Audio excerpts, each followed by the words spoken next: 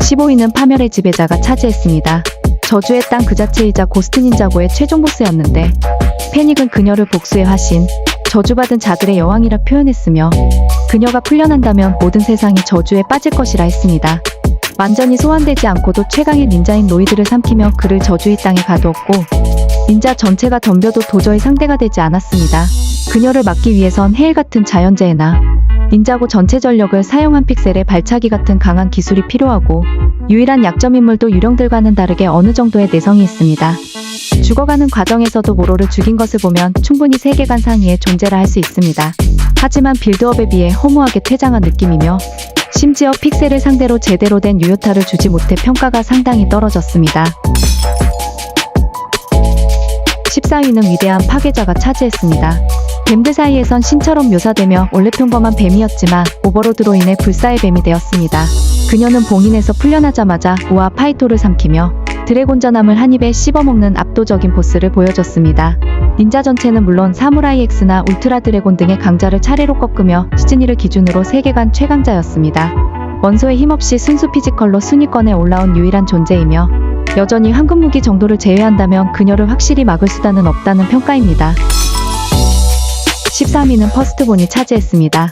모든 드래곤의 어머니이자 근원의 드래곤을 제외하면 최초로 탄생한 드래곤인데 드래곤의 어머니인 만큼 자식들의 능력을 자유롭게 다룰 수 있으며 피지컬은 타 드래곤과 비교할 수 없는 수준입니다.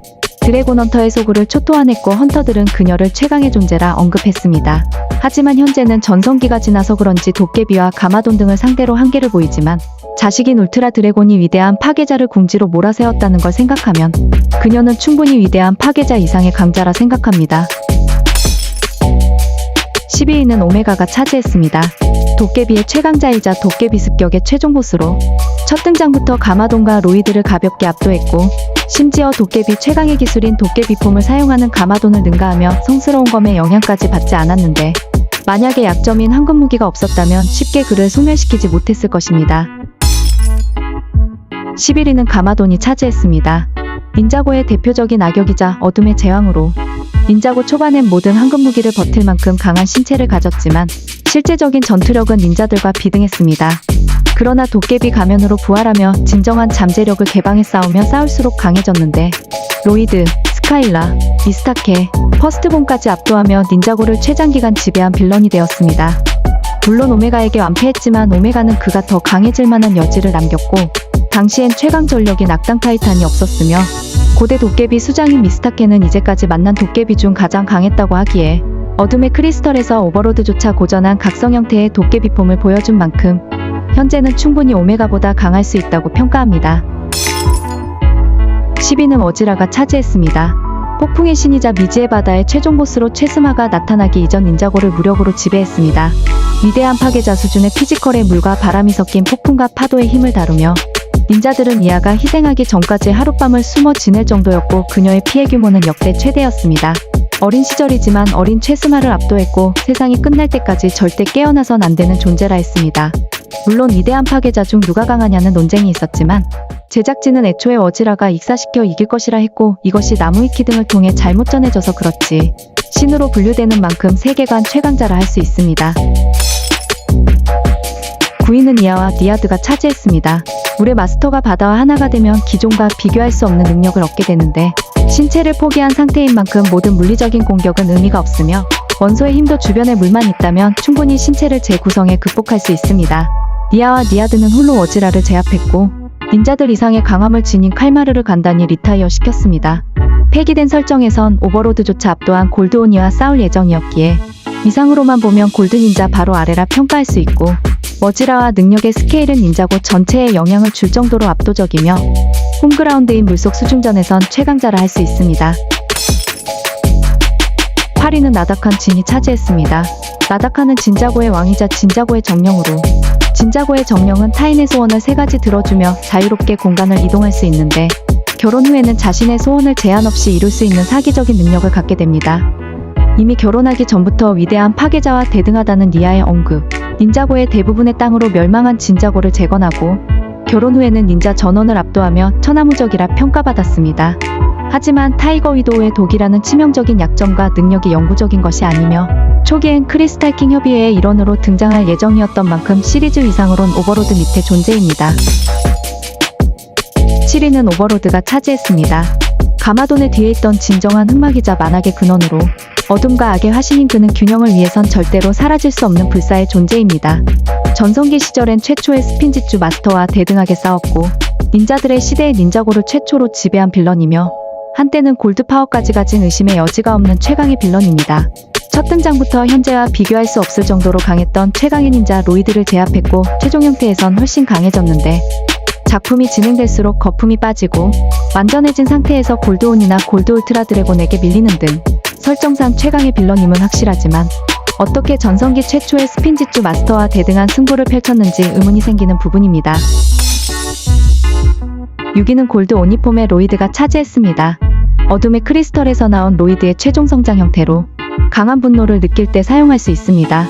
가마돈은 오니폼만이 오버로드를 막을 유일한 수단이라 했으며 변신이 풀리기 전까지 오버로드를 압도했습니다. 너무 허무하게 퇴장한 느낌이 있지만 가마돈은 직접 효과가 있다고 했고 초기 설정에선 오버로드를 소멸시킬 예정이었기에 오버로드를 뛰어넘는 로이드의 최강의 형태임은 사실입니다. 5위는 골드 울트라 드래곤이 차지했습니다. 드래곤 폼으로 각성한 닌자들이 황금 무기의 힘을 순수 원소 에너지로 만들며 로이드에게 전해 그가 소환한 드래곤으로 4가지 창조의 원소를 자유롭게 다루며 골드 파워까지 사용할 수 있습니다. 오버로드를 전투 내내 압도하며 모든 황금 무기의 힘으로 소환된 만큼 최스마에 근접한 최강자임은 확실합니다. 4위는 골드 닌자 로이드가 차지했습니다. 골드 닌자고에서 나온 로이드의 최종 성장 형태로 골드 파워를 통해 창조의 4가지 원소는 물론 다양한 기술을 사용할 수 있으며 최종 형태의 오버로드를 가볍게 소멸했고 산도 파괴할 정도의 파괴력을 지니고 있습니다. 심지어 골드 파워 사용자는 최초의 스핀지주 마스터와 동일한 힘을 가질 수 있습니다. 로이드의 당시 나이를 생각하면 골드 닌자는 더 성장의 여지가 있었지만 밸런스를 위해 허무하게 퇴장했습니다. 그래도 닌자고의 최후의 전투를 끝낸 최스마와 동급의 강함을 지닌 상태인 만큼 당연히 최상위 강자란 평가입니다. 3위는 최초의 스핀지주 마스터가 차지했습니다.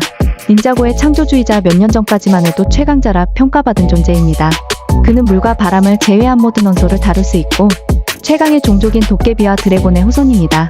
어린 시절부터 모든 드래곤과 도깨비들이 그의 힘을 탐냈습니다. 전성기 땐 오버로드를 봉인시키며 뱀부족을 비롯한 닌자고를 창조했고 죽은 이후에도 세계관에 큰 영향력을 주는 존재입니다. 가마돈조차 골드닌자 로이드도 최스마의 영역에 도달하지 못했다 평가했고 골드마스터도 그에 필적할 만한 힘을 가지고 있다 표현하며 사실상 드래곤 라이징 시리즈 전까진 최강자였습니다. 2위는 전달자가 차지했습니다. 근원의 드래곤의 힘을 공유하는 연결고리로 한땐 골드파워조차 자유롭게 다루었던 로이드가 힘을 다룬 직후 기절하는 것을 보면 골드파워 이상의 힘을 사용한다는 것을 알 수 있습니다.